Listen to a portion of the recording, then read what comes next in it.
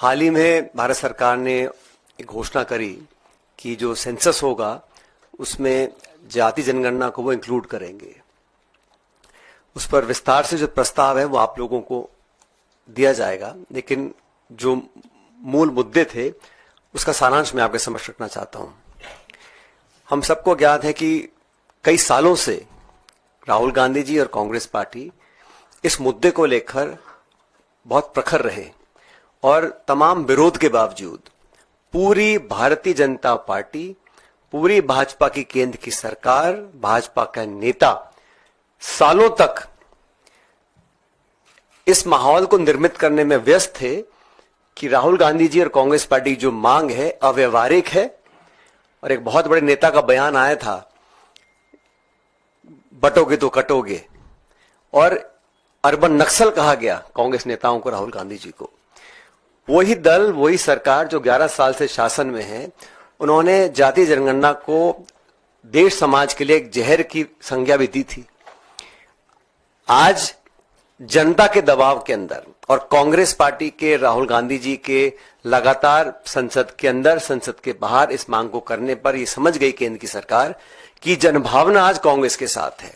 इस देश की अधिकांश जनता भागीदारी चाहती है और राहुल गांधी जी और कांग्रेस पार्टी ने बार बार कहा ये सिर्फ एक जनगणना नहीं है, ये एक पारदर्शी तरीके से, वैज्ञानिक तरीके से देश की अधिकांश जनसंख्या किन हालात में अपना जीवन व्यतीत कर रही है, कितने पढ़े लिखे हैं, क्या कमा रहे हैं, क्या खा रहे हैं। क्योंकि भारत और राज्य सरकारों का जो बजट है, उस बजट का आवंटन, नीति निर्माण करना, सहयोग समर्थन देना अभी सिर्फ अंदाजे के साथ किया जाता था।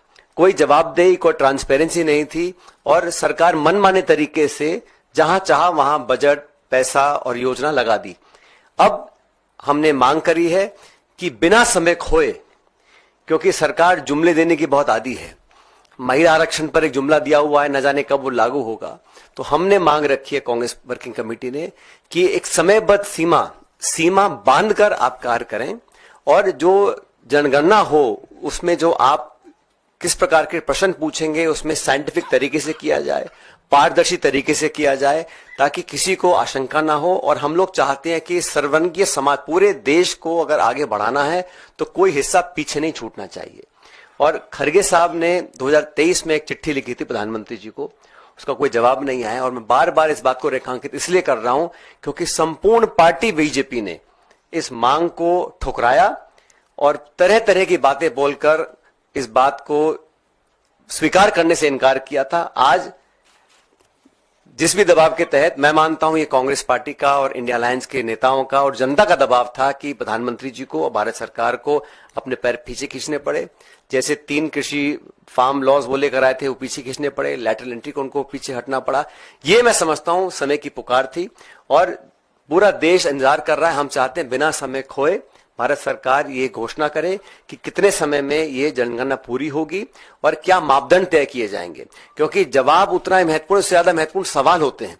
तो सिर्फ आंकड़े नहीं, हम पूरी अर्थव्यवस्था को, उनका पूरा जीवन शैली, शैक्षिक योग्यता, नौकरी, संसाधन, बजट, पैसा, किसको कितना समर्थन मिलता है, नहीं मिलता। और जिस संज्ञा को राहुल जी बार बार बोलते हैं, एक एक्सरे होना चाहिए। एक्सरे होने के बाद हम लोग सही तरीके से भागीदारी सुनिश्चित कर सकते हैं, समर्थन, आयोजन, बजट, पॉलिसी इंटरवेंशन टारगेट कर सकते हैं। और ये मैं समझता हूं देश के कल्याण के लिए, देश को आगे बढ़ाने के लिए जो एक सामाजिक न्याय की पहल कांग्रेस पार्टी ने हमेशा की है, दशकों से की है, आज हमारी बात को, हमारी मांग को सरकार ने माना है।